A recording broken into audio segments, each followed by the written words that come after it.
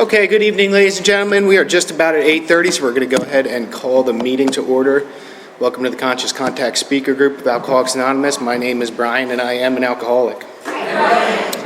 This is a 1-hour speaker meeting that meets every Saturday here at St. Paul's Lutheran Church. That's 301 North Main Street in Doylestown, PA. The food and the fellowship for this group starts every week at 8 o'clock, and the speaker comes on at 8:30, so feel free to show up early and join us. There's a business meeting for this group that meets every Saturday, 7 p.m. to 7:30. The purpose of this group is to provide a consistent message of hope and recovery through God reliance and service to others through the practice and teaching of the 12 steps.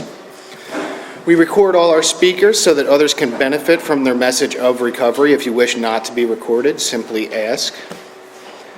This is an open meeting of Alcoholics Anonymous. The group would like to welcome everyone, especially newcomers. If there's anyone that's new at this meeting for the first time or who's visiting from out of town that would like to introduce themselves so we can welcome you. Yeah, go ahead. My name is Carl. I'm an alcoholic. Carl, welcome. Yeah, I'm visiting from Flower Town. cool. Welcome. Yeah. My name is Chris, and I'm alcoholic, first time here. Cool. Welcome, Chris. Yeah. Janet, alcoholic, first time here. Janet. Yeah. Chris, alcoholic. Chris. Welcome. Yeah.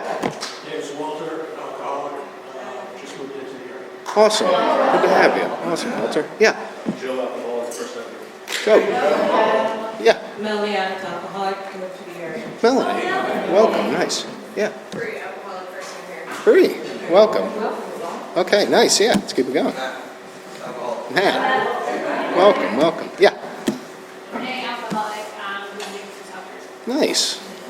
Renee, welcome. We got everybody? Anybody else in the back I miss? Nice. Yeah. Hi, alcoholic, first time here. Nice. Welcome. A lot of people new for the first time. Awesome.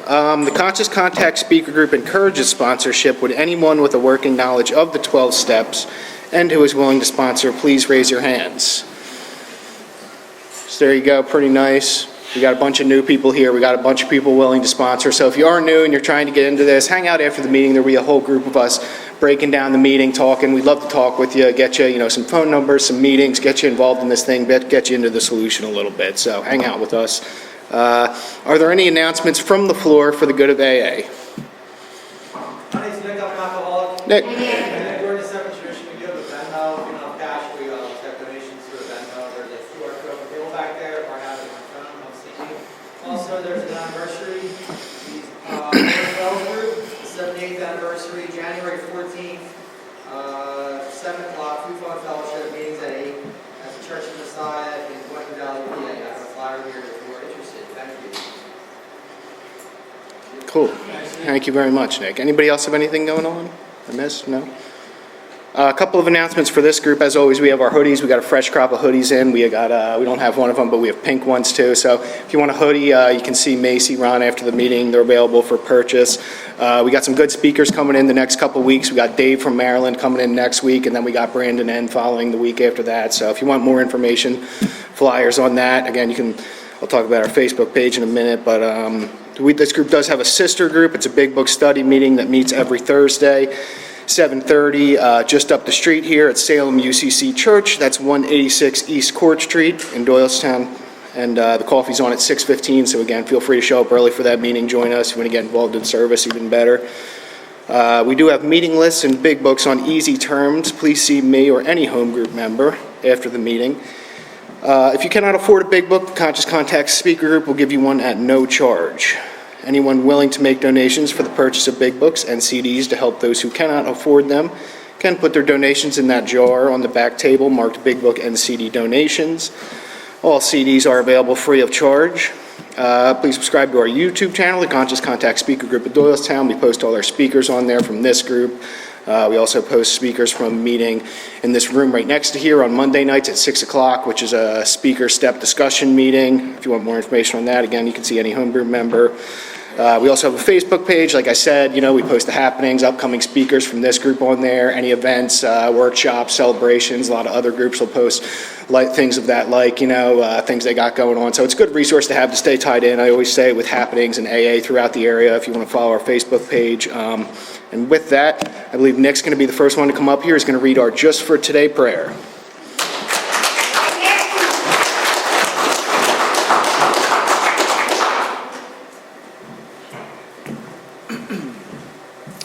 Good evening, my name is Nick, I'm an alcoholic, and welcome home. The Just for Today prayer of recovery. Just for today, I will be agreeable, I will look as well as I can, dress becomingly, talk low, act courteously, criticize not one bit, not find fault with anything, and not try to improve or regulate anybody except myself. And now with that, I have Gary to come up and read the AA preamble. Let's give Gary a warm welcome.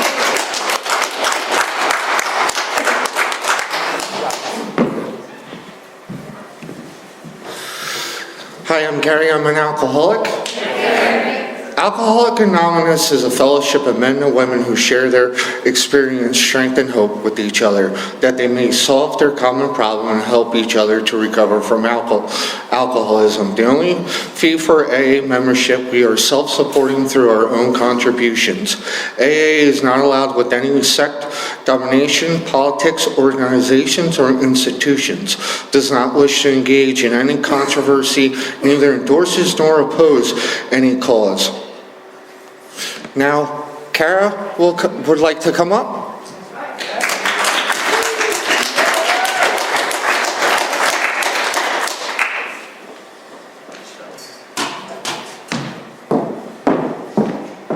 Good evening, y'all. My name's Kara. I'm a grateful recovering alcoholic. Welcome home. I'm going to read the Alcoholics' 12 Steps of Recovery. Number 1, we admitted we were powerless over alcohol, that our lives had become unmanageable. Number 2, came to believe that a power greater than ourselves could restore us to sanity. Number 3, made a decision to turn our will and our lives over to the care of God as we understood Him. Number 4, made a searching and fearless moral inventory of ourselves. Number 5, admitted to God, to ourselves, and to another human being the exact nature of our wrongs. Number 6, we're entirely ready to have God remove these defects of character. Number 7, humbly asked Him to remove our shortcomings. Number 8, made a list of all persons we had harmed and became willing to make amends to them all. Number 9, made a direct amends to such people wherever possible, except when to do so would injure them or others. Number 10, continue to take personal inventory when we were wrong, properly admitted it. Number 11, sought through prayer and meditation to improve our conscious contact with God as we understood Him, praying only for the knowledge of His will for us and the power to carry that out. And number 12, having had a spiritual awakening as a result of these steps, we have tried to carry this message to alcoholics and to practice these principles in all our affairs. Now, Brian will come up to introduce our speaker.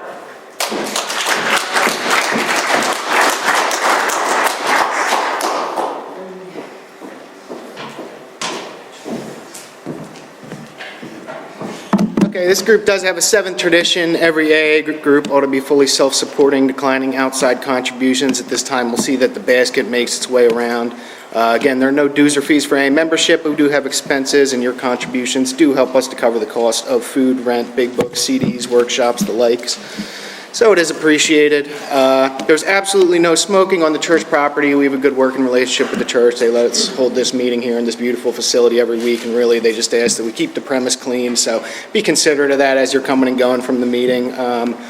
Please take a moment to silence all cell phones and limit movement during the meeting to avoid distractions. And now to introduce our speaker for tonight, a good friend of the Conscious Contact Speaker Group, on loan to us from the Fellowship of the Spirit Group, came all the way out on this cold night from New Jersey. Please help me welcome Christian G.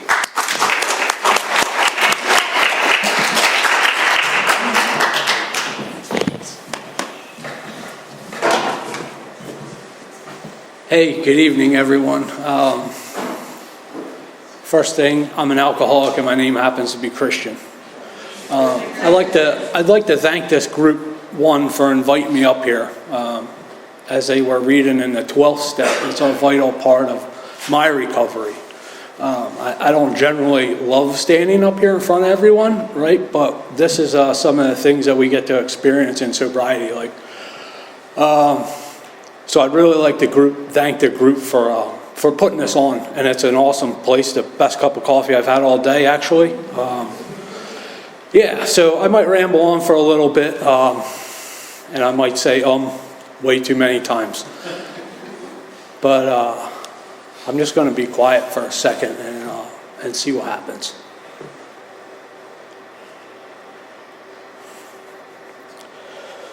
Like they said, my home group's a Fellowship of the Spirit in Ventnor City, New Jersey. We're like 5 minutes outside Atlantic City, so we're like right in the heart of good recovery and some non-recovery too, right? Right, like literally we share a border with Atlantic City, and I spent a lot of my days in that town before and after being gifted sobriety. It's where I found a home. We have a home group. We do a big book study. It's on Wednesday night at 7:30. If anybody's ever down the shore in the summertime and you want to get some contact information or just stop in and say hi, we would love to see you. It's not where I found the solution to this problem, but it's where I get to see it in action every week with people like that brought me the message, right? So my sobriety date is January 8th of 2019.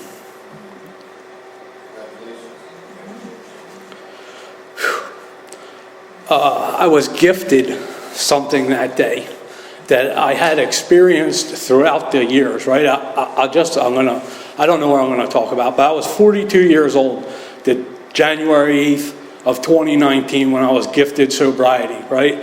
I was introduced to Alcoholics Anonymous when I was 17 years old, approximately in 1994, through the suggestions of a loving judge, right? So, and he knew a lot more than I knew back then, right? I had no idea that I suffered from a disease that centers in my mind and that I was powerless over, and that there was nothing I was ever going to do to get free from that. So I went to these A&A meetings, and I didn't know what the heck anyone was talking about, and a lot of the people that were sitting in there probably look like I look right now, right? I had like a surreal experience walking up here when they said my name and I'm in a suit and people clapped to see me. I get emotional about this stuff because there was a transformation in not only my life but my family's life on that day. And I think it's really important. So when I was growing up, I was always like this kid that on the outside, all things appeared to be well, right? On paper, things were looking on the up and up. I had a lot of friends. Obviously, I'm a little taller than the average person, and I was also this height in 5th grade. So it appeared that I was pretty good at basketball. That's not the case at all. I was just a lot taller. But that was where I found the first sense of like where I could get outside of myself, where I felt a little comfortable. Like if I was winning or if I was getting good grades, then it was the first chase of my desires to like feel a part of or feel like something was missing. Like I had a lot of friends, I got good grades in school, I played a bunch of sports.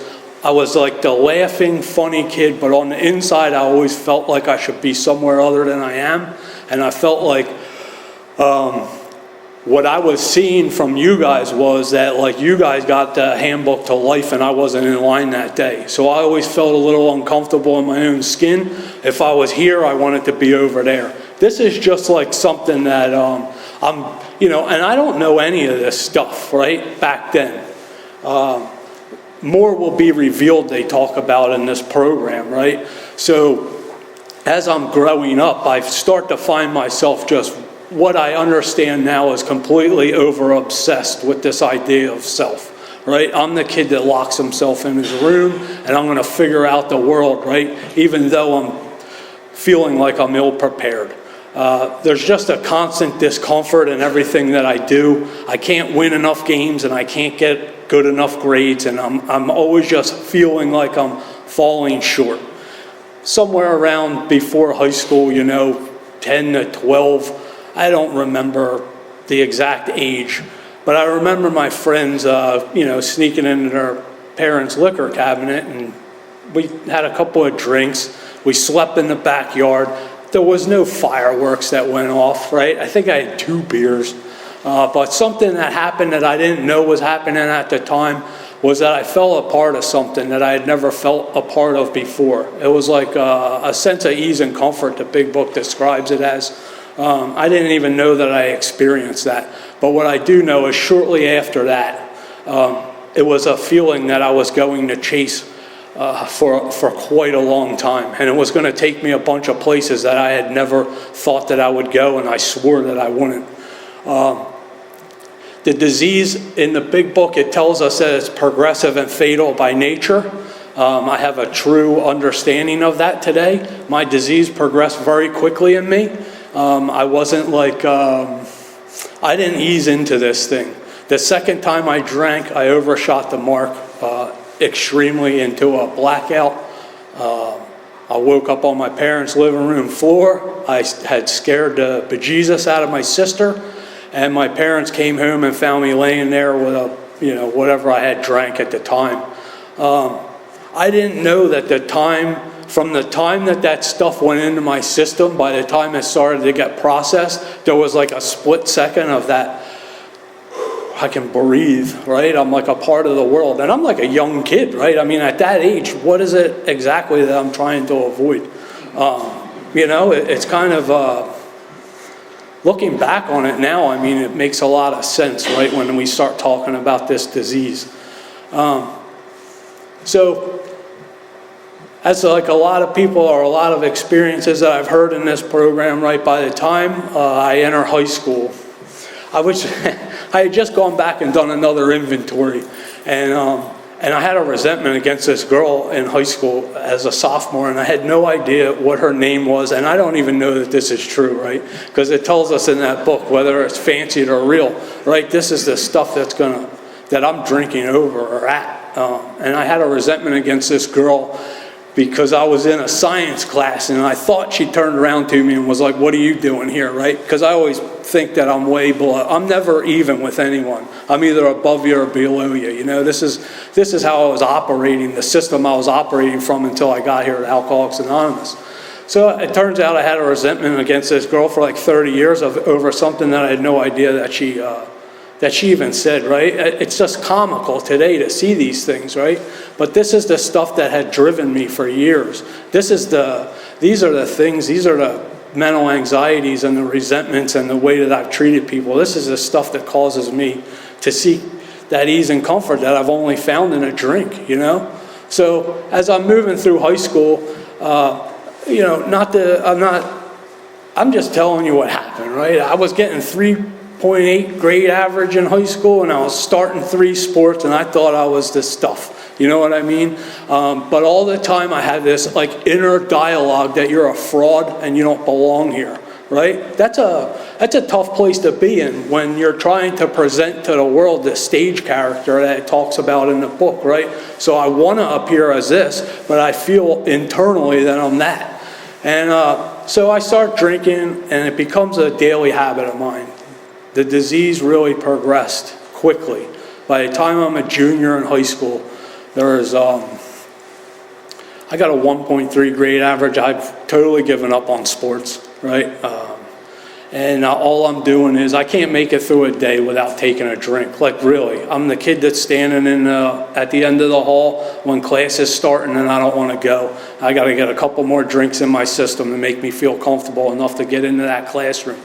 And through when you're drinking like that, it's not like I'm out there making great friends, being a responsible citizen. I'm breaking the law, I'm stealing from people, I'm doing things that I normally wouldn't do. I was raised in a good household, My parents did the best they could with what they had, and they gave me, in my life growing up, I never needed for anything. I probably wanted for a whole bunch of stuff, right? But I had everything that I needed.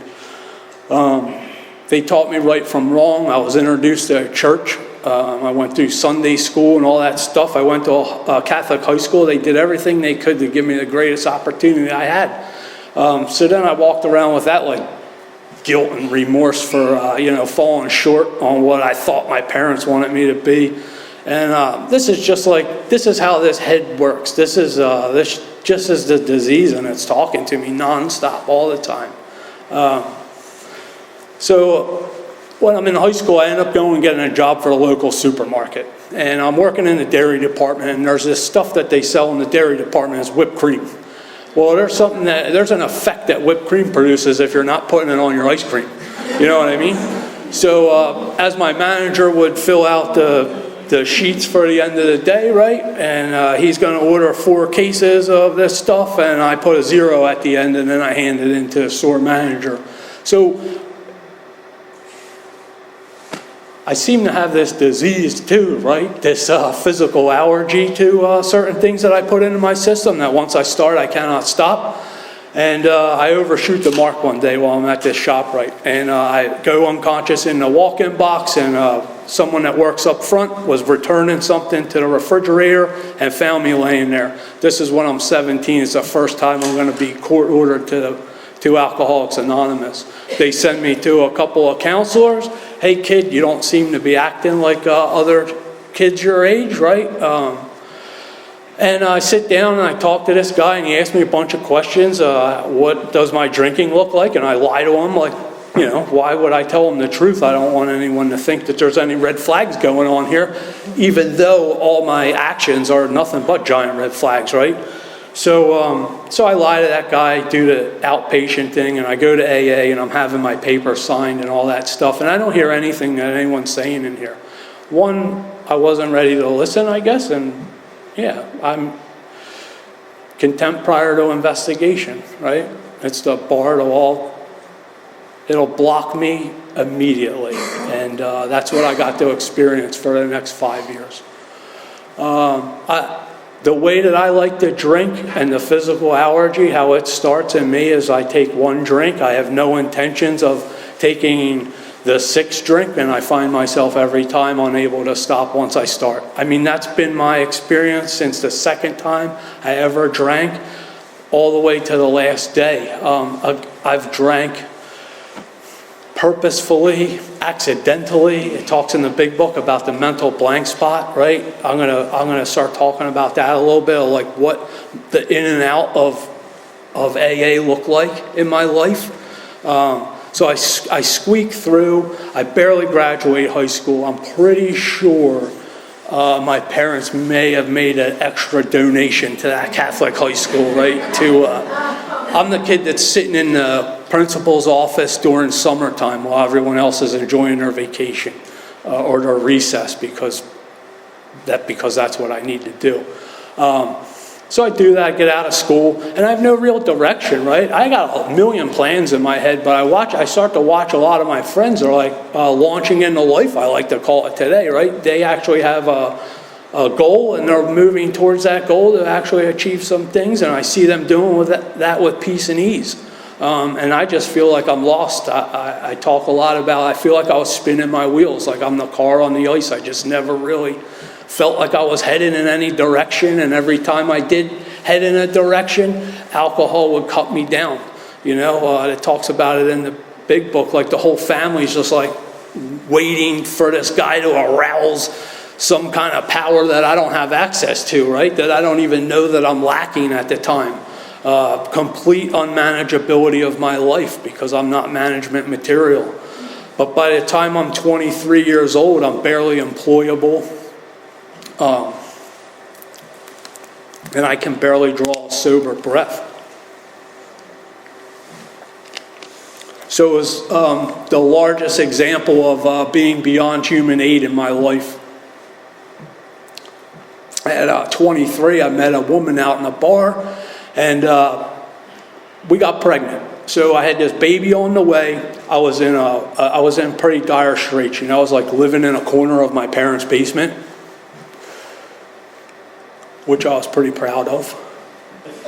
I had moved out 2 times, you know. At 17, I'm the kid that grabs a TV out of my bedroom. It was my sole possession. I remember my dad being like, hey, where are you going? I was like, I'm out of here, man. I'm going to make my way right into this world.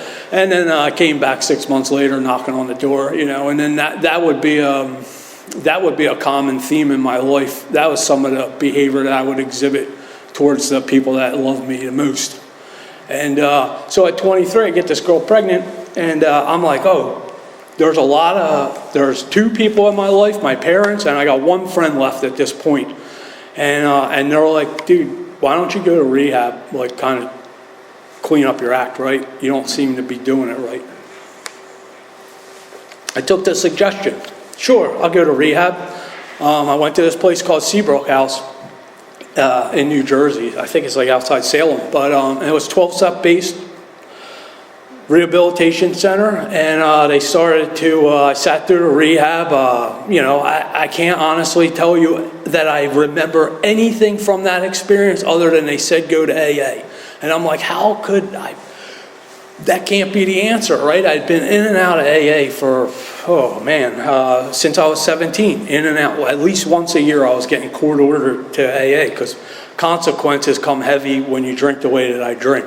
I was a blackout drinker from the start, so I was great at it. And I also really enjoyed drinking and driving.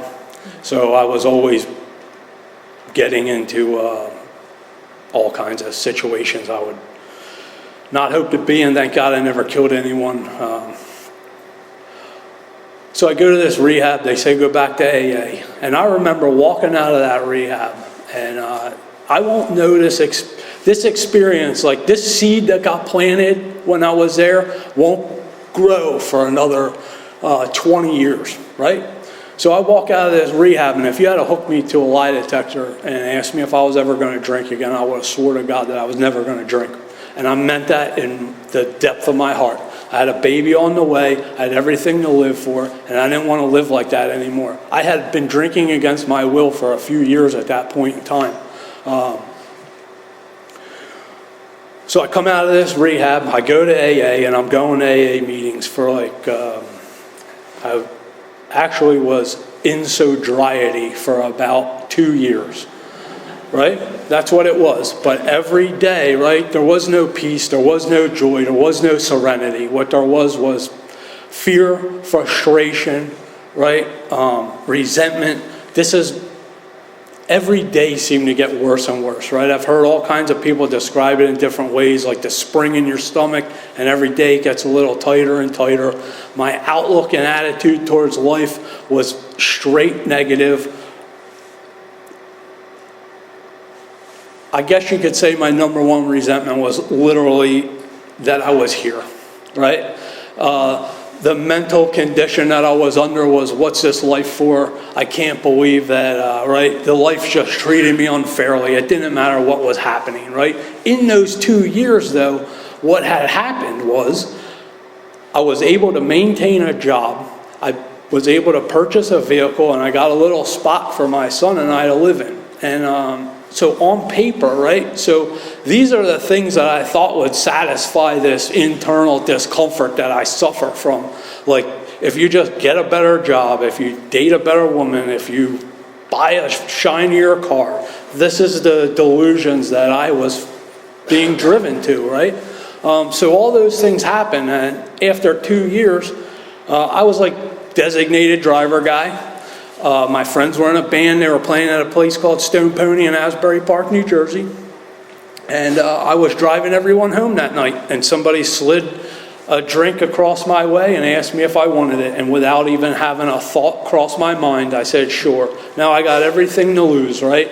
I've had all the experience of what my life looked like up until this point. And from what I thought the problem was drinking, right? When I drink, I get arrested. When I drink, I crash cars. When I drink, I hurt the people I love. Little did I know that I suffer from this disease, right?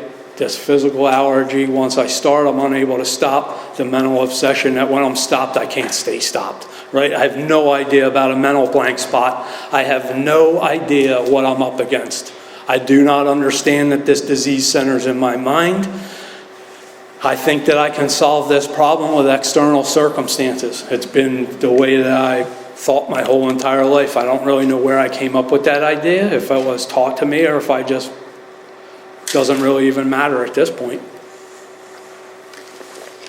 So what happens is I pick up that drink, another bad scenario, if you want to call it that. I had a couple of beers that night and I drove home, all was fine, right? But within 2 weeks I was back to the old stuff again. Being unable to control and enjoy my drinking, right? If I'm enjoying my drinking, I'm not controlling it. And if I'm controlling it, I'm not enjoying it. That's the way that I drink. And everybody around me suffers in that when I'm in that condition. So within 2 weeks, get the third DWI, right? It's not why I drink, but it's a consequence of the way that I do drink. Now life again has treated me unfairly, you know? So I don't know where this path goes or how it leads, or I honestly believe that we all end up exactly where we are when we're supposed to be there. And however we get there seems to be a cool experience we all get to have, right? But for the next 20 years, I try to solve the disease of alcoholism with a career, with a family, with buying property, with buying everything that I thought would ever make me feel okay inside.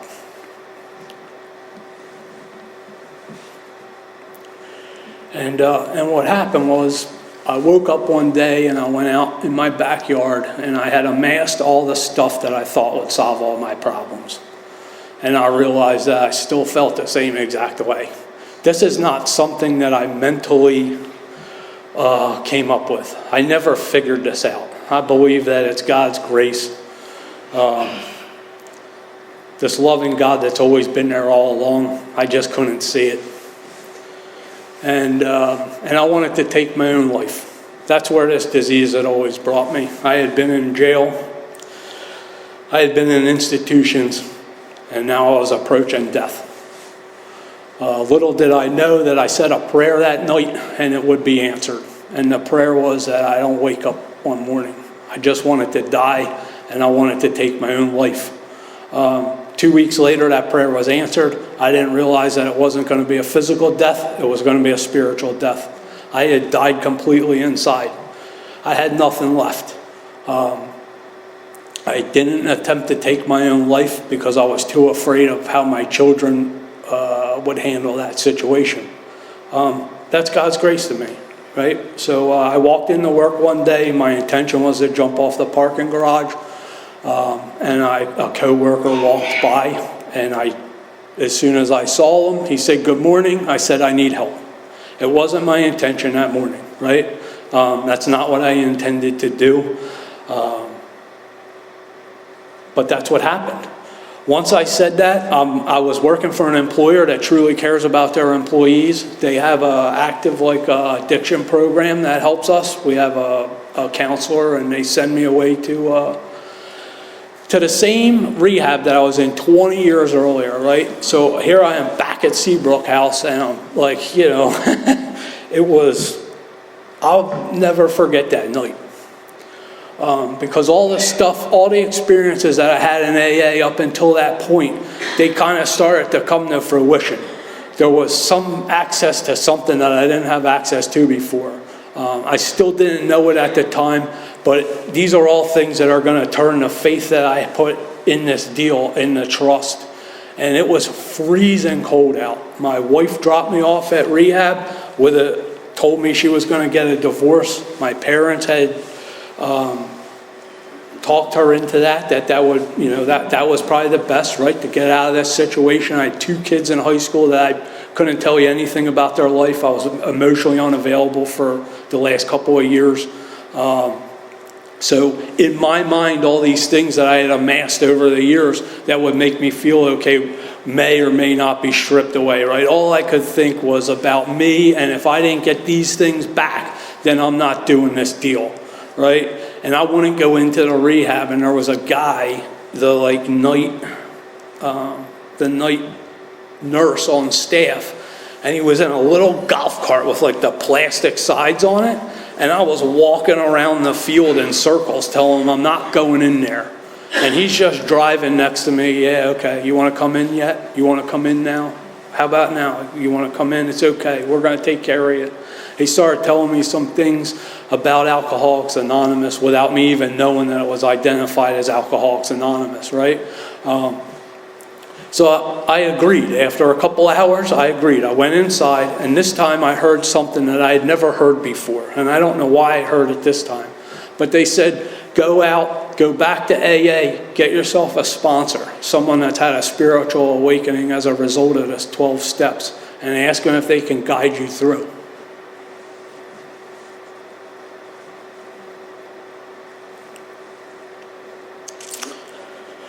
I remember I was pacing the hallways at like 3 o'clock in the morning demanding a bunch of things that if I didn't get them, I was going to leave, right? It's hilarious. It's hilarious to the flag that I'm sticking in the sand right at 3 in the morning.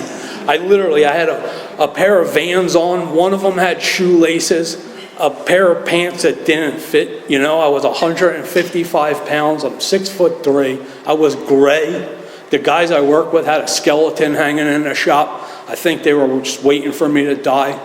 You know, I couldn't bear to live life another second. I couldn't bear it. And I'm demanding all these things, that if I don't get these things, then I'm leaving there. And there was a guy who was the night watch guy, and he said, have you ever read the big book of Alcoholics Anonymous? I actually have the copy from the first time I went to that rehab, and I never opened the thing. And he said, go back to your room and rate pages 99 to 103. And I was like, whatever, sure, right? What else do I have to lose? I can't sleep anyway. And I don't know what it says word for word on those pages, but in those pages, towards the end, it says, we can get sober no matter what our present circumstances are, so long as we trust God, clean house, and help others. That was the first thing that I had believed in decades. I believed it. I didn't know why, and I believed it. And I honestly believe that day I made a commitment to see this thing through. He told me what it was like in Alcoholics Anonymous. He told me the real deal. He told me what was inside that book. He told me the solution existed in there. He told me about the powerlessness and unmanageability of this disease. So just like AA does, I left that rehab not sure this time of what was going to happen or what I was going to be looking at. And I remember walking into one of the first meetings that I ever walked into, and a kid that I went to high school with and I used to hang out with was sitting in that meeting. And he told me that he had 6 years sober. I was like, there's no way, dude. There's no way. I don't even believe you. Just like what happens in here, right? This thing moves and guides us in ways that we'll may never understand. Whatever. Somebody shared in that meeting that day, and whatever they said, it touched me inside here, right? Some place that I didn't have access to for a long, long time. And I felt it. It was what I needed to hear. I talked to my buddy after the meeting. He was like, I said, hey man, did you hear what that guy said? And he was like, oh, that's so-and-so. That's my buddy. You want to meet him? I'm like, no, I don't want to meet the guy. Like, I thought what he said was kind of cool, you know? So, anyway, you know how it happens. I wouldn't be standing here if I didn't meet that guy. Honestly. I went to follow the suggestions of going to the IOP at another rehab, and I remember sitting on the couch in that room, and he started to describe to me what the disease of alcoholism was. And I got to tell you, it was like an elephant getting off my chest. This was a problem that I tried to figure out with my own devices for, I don't know, 30 years. 30 years. I thought I could manage this, and I had no idea what I was up against. He described the physical allergy that I have, the phenomenon of craving, the mental obsession. Maybe you suffer from a spiritual malady like I do. This is revolutionary stuff to me. I couldn't believe what I was hearing. when I was 11 years old, I was diagnosed with another disease. It's type 1 diabetes. And I never one time did I question the solution. Never, not once. But for 30 plus years, I tried to avoid a solution to this disease, right? I always thought I had a better way. My step one experience happened before I came into the rooms. So like what I was saying earlier is I believe that I was graced with sobriety many times in my life. I had tried to stop drinking. I'd make it 3 days. I would make it a week, 2 years, 3 months, whatever, but always found myself drinking again, right? The mental obsession, left without power, I'm going to drink again. And what happened was all those experiences added up to this day, right? That day right there, it made sense to me. No way. So what happened was I was graced with sobriety, but I followed it with no action. You know, I didn't know that there was something to do besides just go to an Alcoholics Anonymous meeting. That's just my experience. So we started to get into the book. We would meet up. We would go through the steps, right? Came to believe in a power greater than myself. I kind of had an experience while I was in rehab that there was a power greater than myself. You know, I had started praying already. I had read the 12 and 12 when I was in there, and I made a decision in step 3. We just solidified those decisions that I had already made, right? But I got to sit down with another guy that knew what he was talking about. He started to point out how my head was thinking, right? The places that it would lead me to, right? And all those decisions are great things, right? If I don't follow them with any action, I would have maybe got the same results that I had gotten the last 30 years. So he said that we got to launch out on a course of vigorous action. He's like, it sounds like it's going to be vigorous, right? What's vigorous mean? It's probably going to take some effort. I had no idea what I was doing, none. I just knew that I didn't want to drink again and that life was starting to feel okay. A little tiny bit, not much. So I wrote the first inventory. I sat down and I shared that with that man. One of the greatest things I ever heard in my life is, yeah, me too, you know? You're not alone. Those things aren't you. That's the disease, right? Manifestations of self cause me to react in all kinds of crazy ways, right? I suffer from 100 forms of fear. It's probably 1,000 forms of fear. And I got to take those things into 6 and 7 and humbly ask God to remove those things from me and then act as if He did. My faith, I put faith in this program because of the people that I saw in the rooms and the light that I see in other people's eyes, right? That faith started turning into real trust. We were talking about that on the way up here. Like, the trust is...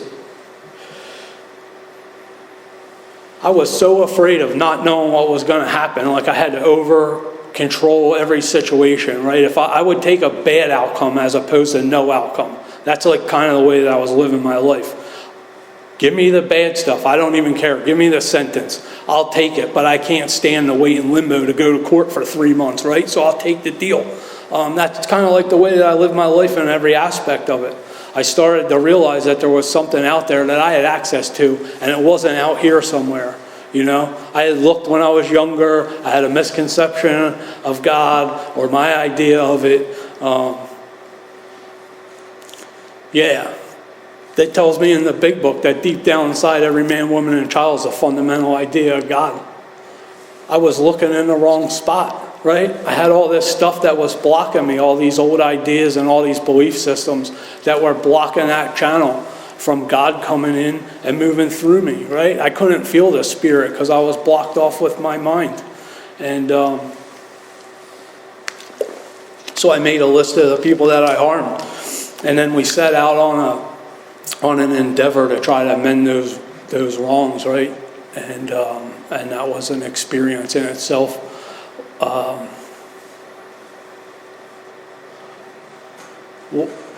One of the coolest things that I learned in the amends process was the forgiveness in humanity. the people that I had harmed and their willingness to forgive was astonishing to me. I couldn't believe it. I really couldn't.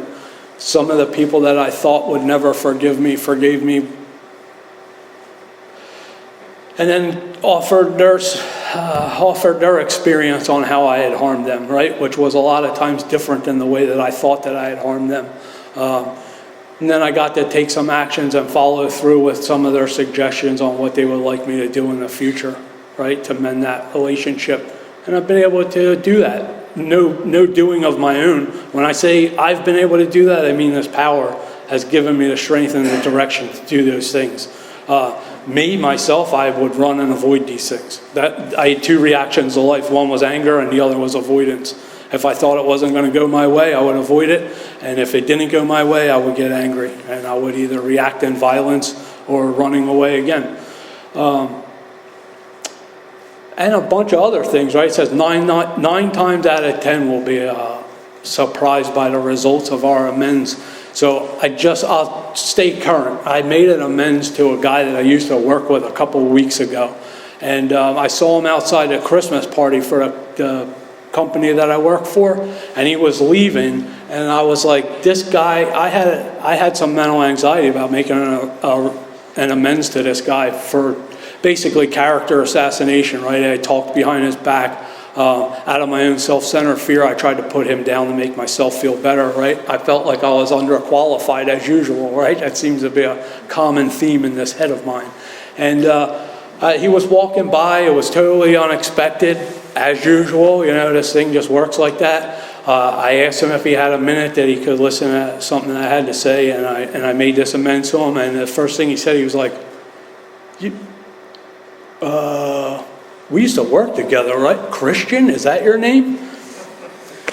Yeah. I'm like, what do you mean, dude? I've been thinking about you for 5 years every night. I'm losing sleep over this guy. He doesn't even know who I am. So I give him the whole spiel, you know, and he's like, doesn't even know who I am. He's like, I don't know anything what you're talking about. I'm like, all right, man. And then as we got to talking, right, we got to talking a little bit more than just the mechanics of this process. And what happened was he's got a daughter that's been struggling in and out of recovery, right? So I could help him. Maybe I did. I don't know. Maybe that's the purpose here. But what happens is I think I had lived a life where at least my head told me that I was absolutely useless. And come to find out I have access to a power today that uses me in its way. And if I just keep following that, life just seems to keep getting better and better. So we started talking about the 10th step, right? And that now I've taken the action steps from 4 to 9, right? We've got a little clarity in this channel. It's a little clearer. There's something else flowing through, right? I do feel like I have access to something that wasn't available before, and it's kind of leading me around. So where I had been driven by self for all those years, now I'm actually being driven by a higher power, and guess what? Life's turning out a whole lot better. I'm wearing a suit, and people are clapping when I show up, right? Instead of putting the cash away and, everything else. But, so I get to do this stuff you condense that down into a daily practice, right? And the more practice that it seems to be done in this program, the more clear that it gets to what your true nature is as opposed to being driven by self. It gets easier to see, and sometimes it's easy to laugh some things off that shoot through my head, and other times it's not, and I need some external suggestions from people, right? And then I go into step 11, and it starts talking about prayer and meditation as to improve my conscious contact with this higher power. So I start checking out a bunch of things that I swore off as, it's funny, right? My whole life I went in great lengths to disprove prayer, meditation, and a God, right? And now I find myself it's actually the brightest part of my day. And it's been quite a neat journey to experience different people's takes on prayer and meditation, and to see some things that people practice, and that sitting down with another alcoholic seems to be like a spiritual experience in itself, right? So as I'm experiencing or making these amends, as I'm still moving, I move through the steps. Now I got prayer and meditation in there. I'm actually seeking this power on a daily basis. And then now I move into step 12, right? Which seemed scary at first. Like I didn't want to kill somebody. That's what my head was telling me. And I come to find out, not only did it save my life, but it's absolutely it seems to be the purpose of my life today, amongst other things, right? I have access to a bunch of purposes in life that weren't available to me before, one of them being other people. So I get to sit down with another alcoholic, and I get to maybe share with them a disease that they may have no idea that they suffer from. And I can tell them how it shows up in their thinking long before it comes in a drink. And I get to see some people that look just like me when they walk through the door, and I couldn't do anything but stare at the floor. You know, all I could do was tell you what person had their shoes on. You know what I mean? I hadn't looked a person in the eye in years, and now I can see people on a daily basis, like really, like the light returns to their eyes, and their spirit becomes, well, I guess awakened, right? But it's evident to all those around. You know, we hear a lot of times about the ripple effect of the harms that we had caused while we were out there running around, but I believe that recovery is progressive too. And the ripples of God using us in the world is like, what they talk about, it's like something you should not miss, right? The fellowship here in Alcoholics Anonymous is absolutely wonderful. I've never gone to an AA meeting over the 3 decades that I was going to an AA meeting and had anyone do anything other than welcome me with open arms and tell me that I'm home.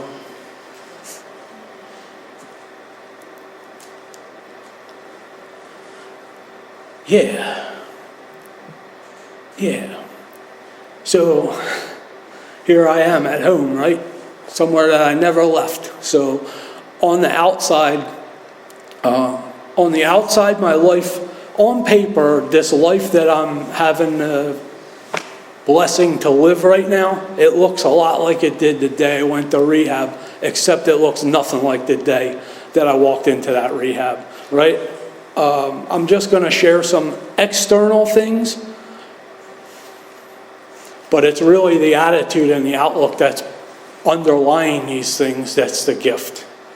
My wife and I were able to work out our relationship. It's like neither of us are the same people that entered the relationship then that we are now.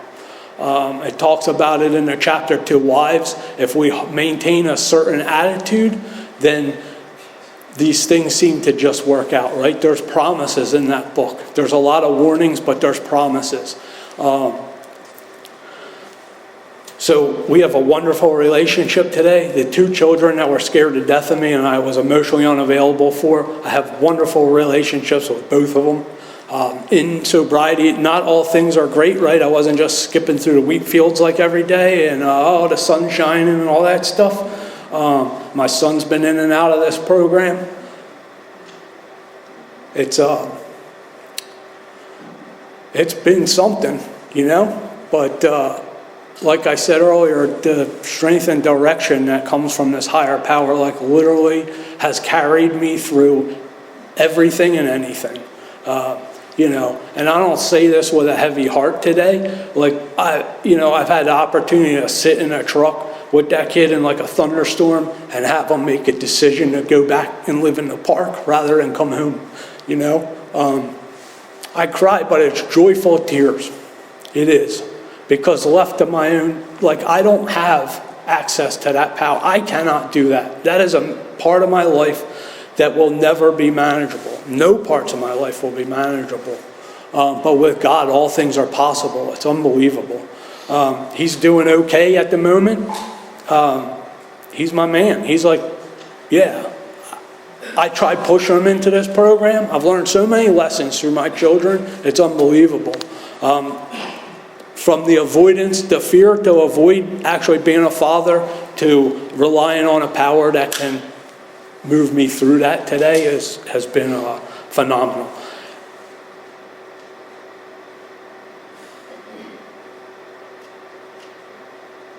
Let's see if I'll end with something, hopefully without thinking about it.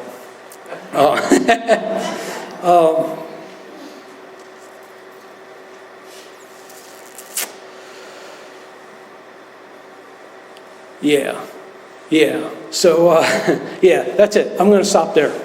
I'm Christian, that's it.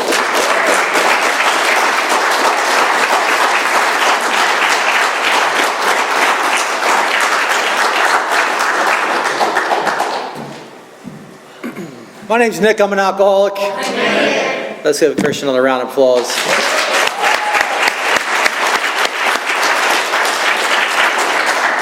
Just a couple quick announcements. I'd like to thank anybody who helped out tonight, whoever helped set up, and anybody of service. Just a wonderful message of hope and recovery, powerful message, very beautiful to share that personal, such intimate stuff, very emotional. So thank you again. And it's customary to form a line. They come here at their own time and expense, our speakers, so we usually form a line in the front and thank them on a personal level. It's very important. If you want to be of service, we can use help putting the chairs away. There's a rack back there. All the extra chairs will go in the closet up here in the front. And like Brian had mentioned, we have two pretty heavy hitter speakers coming next week. We have Dave P. And the following 25th, we have Brandon Novak, kind of a rock star speaker. It's kind of fun. So come check it out. And if you care to join us, we have a beautiful way of closing. We'll close with the Lord's Prayer. We'll circle up. And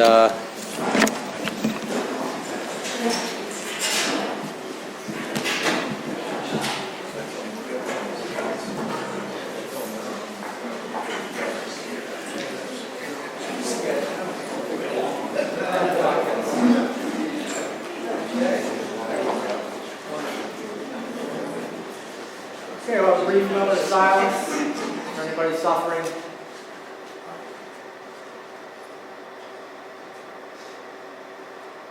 Followed by our Lord's Prayer. Our Father, who art in heaven, hallowed be thy name.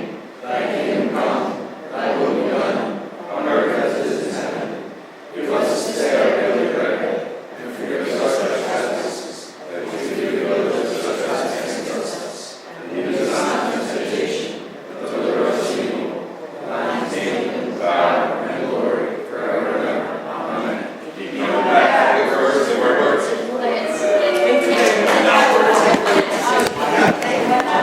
Great Great message.